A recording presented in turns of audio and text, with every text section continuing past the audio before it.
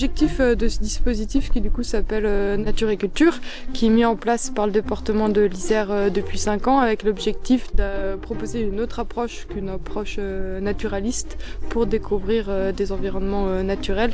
Un espace naturel sensible, du coup un ENS, c'est un site qui est géré et protégé par le département. Là, l'idée d'avoir des artistes qui interviennent avec nous, c'est vraiment d'offrir un nouveau point de vue et une nouvelle approche plus sensorielle.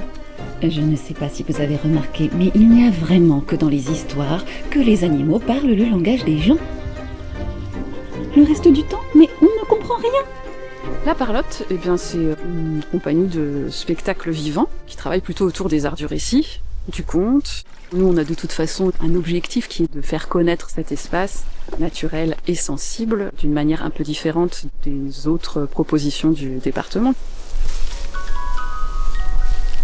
Donc, d'une certaine façon, je pense que la présence du miroir, c'est l'invitation à revoir, à repenser des choses qu'on croit connaître.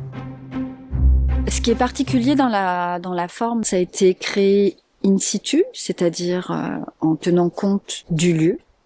Et donc, on a essayé de mettre en écho, de créer des chambres d'écho entre les espaces naturels et les récits qu'on allait raconter.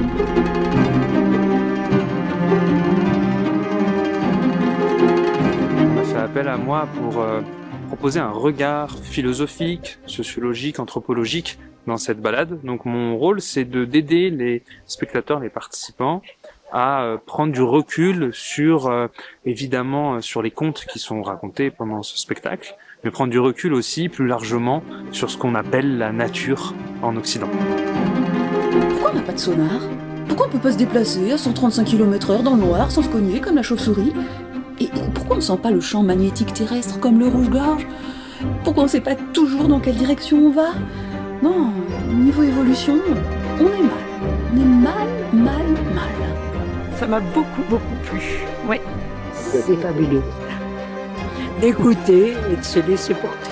Mais il vous reste à vous, chers interprètes, une grande et longue improvisation. Les gens, à la fin, ils partent pas. Et beaucoup sont venus me dire, vous nous avez transportés, on est dans une bulle. Et on n'a pas envie tout de suite d'en sortir, en fait. Il y a besoin de prendre ce temps de ralentir.